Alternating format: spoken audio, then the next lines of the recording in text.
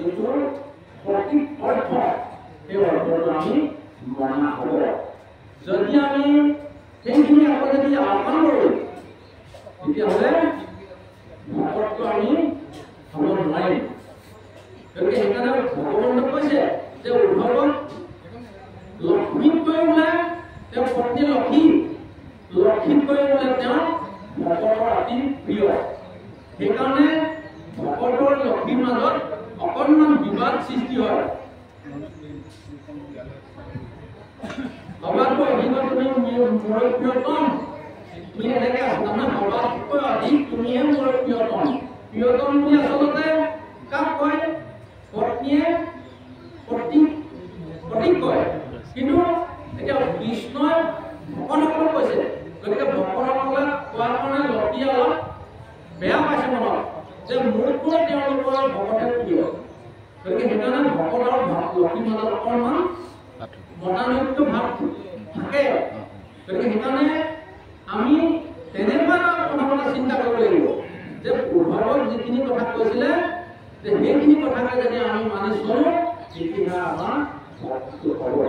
এতিয়া আমাৰ বাপে কৈছে কি যে যেতিয়া উদ্ধৱ ভগৱন্তৰ ওচৰৰ পৰা গুচি আহিছিলে, বৈকুণ্ঠ পুৰাণৰ সময়ৰ পিছত গুচি আহিছিলে, তেতিয়া এই বিদুৰ মহন্তই যেতিয়া তীৰ্থ ভ্ৰমণৰ কাৰণে গৈছিলে কুৰুক্ষেত্ৰৰ যুদ্ধৰ আৰম্ভণিতে, কুৰুক্ষেত্ৰ যুদ্ধৰ লগাৰ আগমুহূৰ্তত যেতিয়া তেওঁ এই যুদ্ধ মানে কোনো পক্ষত বা দুৰ্যোধনৰ যি কৰ্ম দেখি তেওঁ সেই স্থান ত্যাগ কৰি তেওঁ তীৰ্থস্থানলৈ গুচি গ'ল তীৰ্থ ভ্ৰমণৰ কাৰণে। এই তীৰ্থ ভ্ৰমণৰ কাৰণে যাওঁতে এই উদ্ধৱক লগ পাইছিল। উদ্ধৱক লগ পাওঁতে তেতিয়া ইজনে সিজনক দেখা পাই গাৰ মূৰ ভিতৰি আহিলে বোলে। তাৰপিছত তেতিয়া উদ্ধৱে ভগৱানক দৰ্শন কৰি আহিছে, কিন্তু বিদুৰে নেপালে দৰ্শন কৰিবলৈ। সেইকাৰণে বিদুৰ মহন্তৰ কাৰণে তেওঁ সকলো জানিছিলে। গতিকে তেওঁ বৈকুণ্ঠ পুৰাণত কৃষ্ণ সাক্ষাৎ দৰ্শন কৰিব নাপালে, কিন্তু তেওঁ কি কৰিলে যে উদ্ধৱে ভগৱন্তক দৰ্শন কৰি সাক্ষাৎ স্পৰ্শ কৰি আহিছে। গতিকে তেওঁক যদি মই স্পৰ্শ কৰোঁ তেতিয়া ভগৱন্তক স্পৰ্শ কৰা আমাৰ হ'ব। গতিকে তেওঁ সেই বুদ্ধিটো সদায় উদ্ধৱৰ লগত বাৰ্তালাপ কৰি কৃষ্ণৰ যিখিনি কথা সেই কথাখিনি উদ্ধৱৰ মুখে প্ৰকাশ কৰি তেওঁ শ্ৰৱণ কৰিছে আৰু তেওঁৰ লগতে সংযোগ ঘটাই তেওঁ ধন্য কৰিছে, কৃতকৃত্য হৈছে। গতিকে সেইকাৰণে আমি সেই উদ্ধৱ আৰু বিদুৰৰ যিটো কাহিনী তাৰ মাধ্যমেৰে আমি বুজিব লাগিব যে এজন ভকতক ইজন ভকতে যদি খুব আন্তৰিকতাৰে মানে ইজনে সিজনৰ লগত আন্তৰিকতাৰে সংযোগ ঘটায় বা বাৰ্তালাপ কৰে, তেতিয়াহ'লে যিখিনি আগত আপুনি অজানিতে পাপ কৰিছে সেই পাপখিনি কিন্তু আপোনাৰ নিৰ্মূল হৈ যাব। আকৌ যদি আপুনি পাপ কৰিছে জানি পাপ কৰাখিনি কিন্তু অকণমান ব্যতিক্ৰম আছে। কাৰণ আপুনি যদি ভাবিছে নহয় মই পাপ কৰোঁ কৃষ্ণ নাম ল'লে আৰু শেষ হ'ব, কিন্তু তেনে কৰিলে কিন্তু সেই উদ্ধৱ আৰু বিদুৰৰ সংবাদটো নেখা দিব। কাৰণ অজানিতে অকস্মাতে যদি আপোনাৰ পাপ হৈছে সেই পাপটোহে খণ্ডন কৰিব। আপুনি জানি যদি পাপ কৰিছে কিন্তু তেনেহ'লে অকণমান তাৰ ব্যতিক্ৰম ঘটিব। সেইকাৰণে কৈছে যদি মহামহন্তসকলে প্ৰমাদত পৰি ব্ৰহ্ম হত্যা কৰে তেতিয়াহ'লে সেই পাপেও বোলে সেই ভক্তজনক চুবলৈ নোৱাৰে। গতিকে জানি শুনি কৰিলে অকণমান দিগদাৰ হ'ব। গতিকে সেইকাৰণে আমি সকলো কাম কৰিবলৈ যাওঁতে ঈশ্বৰৰ অৰ্পণা কৰিব লাগিব। ঈশ্বৰক অৰ্পণা কৰিলে তেতিয়া আমাক সেই দুখে নোচোৱে, আৰু ঈশ্বৰক যেতিয়া অৰ্পণা কৰিব কিন্তু আপুনি বেয়া কামটোলৈ আগবাঢ়িব নোৱাৰিব। সেইকাৰণে ঈশ্বৰৰ নামটো আগতীয়াকে স্মৰণ কৰিবা ঈশ্বৰৰ নামটো আগতীয়াকে লৈ যিকোনো কৰ্মত গ'লে সেই কৰ্ম বন্ধত আপুনি নপৰে আৰু সেই কৰ্মটো আপুনি বেয়া কামৰ নহয় বুলি ভাবিছে মানে এতিয়া উদ্ধৱ